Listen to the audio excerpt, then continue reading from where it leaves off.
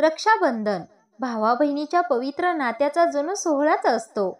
बहिणीने भावाच्या मनगटावर बांधलेला तो एक फक्त धागा नसून ती एक जाणीव आहे सुरक्षितेची, जी भावाच्या मनगटावर राखी बांधल्यानंतर अजून तीव्र होते.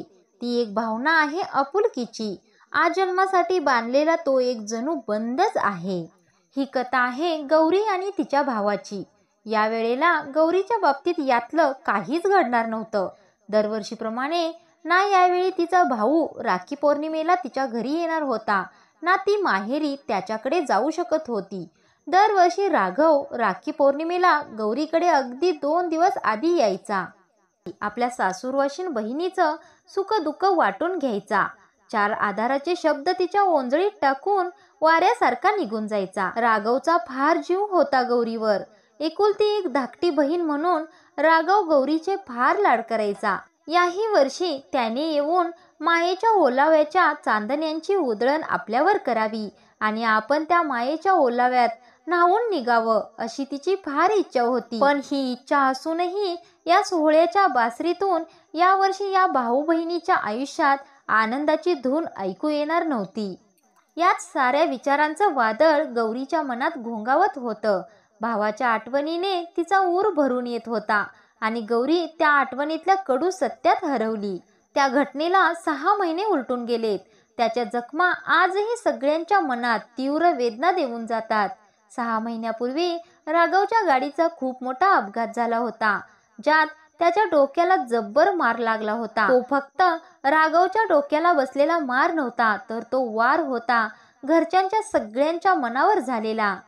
6 महिन्याआधी राघव त्याच्या कंपनीच्या कामानिमित्त सातारला गेला होता. राघव ज्या कंपनीत नोकरी करत होता ती कंपनी बांधकाम व्यवसायात होती. महाबळेश्वरला एक मोठं हॉटेल बांधण्याचं काम त्याच्या कंपनीला मिळणार होतं. त्याच संदर्भात एक मीटिंग महाबळेश्वरमध्ये होती आणि कंपनीतर्फे हे डील फायनल करण्यासाठी राघवची निवड करण्यात आली होती. मीटिंगची वेळ संध्याकाळी 4 वाजताची ठरली. राघवने ती मीटिंग यशस्वी करत ते काम त्यांच्याच कंपनीला मिळवूनही दिलं. मीटिंग संपल्यानंतर रात्रीचं जेवण सगळ्यांनी एकत्र करण्याचं ठरवलं.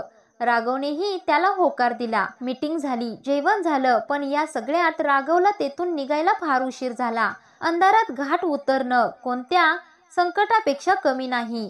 त्यात राघव एकटा मुंबईवरून मीटिंगला गेलेला. सकाळी ऑफिसमध्ये जाऊन तिथलं काम संपवून मग सातारसाठी निघालेला.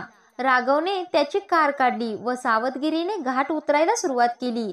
रात्र बरीच झाली होती, त्यामुळे वाटेत गाड्यांची गर्दी फार नव्हती. घाट उतरल्यानंतर राघव आईला फोन करून कळवणारच होता, जेणेकरून ती फार काळजी करणार नाही. पण राघवचा फोन आलाच नाही. दुपारी फोन आला, तो तिथल्या एका दवाखान्यातून. घाट उतरत असताना मागून एक गाडी आली, ज्यात 5 तरुण मुलं दारूच्या नशेत होती. त्यांनी राघवच्या गाडीला ओव्हरटेक करण्याचा प्रयत्न केला, पण तो नेमका वळणावर त्यांचा अंदाज चुकला आणि त्यांच्या गाडीची धडक राघवच्या गाडीला बसली. त्यांच्या गाडीचा वेग खूप असल्याने त्यांची आणि राघवची दोघांचीही गाडी दरीत कोसळली. हा सगळा प्रकार समोरून येणाऱ्या एका व्यक्तीच्या समोरच घडला. ते तेथील स्थानिकच होते. त्यांनी त्वरित रुग्णवाहिकेला फोन करून बोलवून घेतलं. याशिवाय पोलिसांनाही सर्व प्रकार फोन करून सांगितला. पोलीस घटनास्थळी दाखलही झाले, पण अंधार असल्याने पोलिसांनाही काही करता आलं नाही. त्यांनी फक्त पंचनामा केला. शेवटी सकाळी सारी यंत्रणा त्या गाड्या बाहेर काढण्याच्या मोहिमेत जुटली आणि शेवटी त्या दोन्ही गाड्या बाहेर काढल्या. दुसऱ्या गाडीतील 5 तरुण आणि राघव एक असे 6 जण आणि 2 गाड्या त्या दरीतून बाहेर काढल्या. नंतर सगळ्यांच्या खिशात असलेल्या ओळखपत्रावरून साऱ्यांची ओळख पटली. सगळ्यांच्या घरी फोन करून कळवण्यात आलं. त्या सगळ्यांना दवाखान्यात नेण्यात आलं. दवाखान्यात गेल्यावर दुसऱ्या गाडीतल्या 2 जणांना डॉक्टरांनी मृत घोषित केलं आणि थोड्या वेळाच्या फरकाने बाकी 3ही जणांनी जीव सोडला होता. त्या दुर्घटनेतून वाचला तो फक्त राघव, पण तो फक्त शरीराने. तो कोमात गेला होता. गेली 6 महिने राघव कोमात होता. मुंबईत चांगले उपचार मिळतील म्हणून त्याला मुंबईच्या दवाखान्यात घेऊन गेले. मोठमोठे डॉक्टर झाले, पाण्यासारखा पैसा खर्च झाला, पण राघवमध्ये काहीच फरक जाणवत नव्हता. वाट पाहण्यापलीकडे गौरी आणि तिच्या घरच्यांच्या हातात दुसरा कोणताच पर्याय नव्हता. फोनची घंटी वाजली आणि गौरी तंद्रीतून भानावर आली. गौरीने फोन घेतला. तो तिच्या आईचा होता. गौरीचे बाबा कामामुळे 1 दिवसासाठी बाहेर जाणार होते, म्हणून त्यांनी गौरीला मुंबईला बोलवून घेतलं. हा कसला योग आहे. आईने उद्या बोलवलंय आणि रक्षाबंधनही उद्याच आहे. गौरीच्या मनात एक अस्वस्थ भाव उमटून गेला. दुसऱ्या दिवशी पहाटे गौरी आणि तिचा नवरा अजय मुंबईला जायला निघाले. ते थेट दवाखान्यात पोहोचले.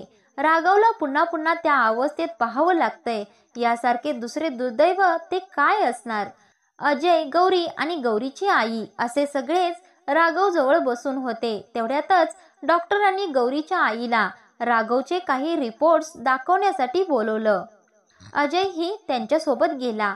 तिथे होते ते फक्त दोघे, बहीण भाऊ, आणि सोबतीला नितांत शांतता. माहीत होतं राघव कोमातून बाहेर आलेला नाही, तरी न राहून तिने तिच्यासोबत एक राखी आणली होती. गौरी एक वेडी आशा बाळगून होती. न जाणो आपण तिथे जाऊ आणि राघवला शुद्ध आली तर आपल्याकडे त्याला बांधण्यासाठी राखी तर हवीच ना. आणि गौरीने तिच्या मनाचे ऐकले. तिने तिच्या बॅगमधील राखी काढली आणि राघवकडे पाहिलं. तो निपचिप पडून होता. कसलीही हालचाल नाही. गौरीला राघव बरोबरचा प्रत्येक क्षण आठवू लागला. तिचे डोळे पाणावले. तिने राघवच्या मनकटावर भावा बहिणीच्या प्रेमाचे बंध म्हणजे ती राखी बांधली.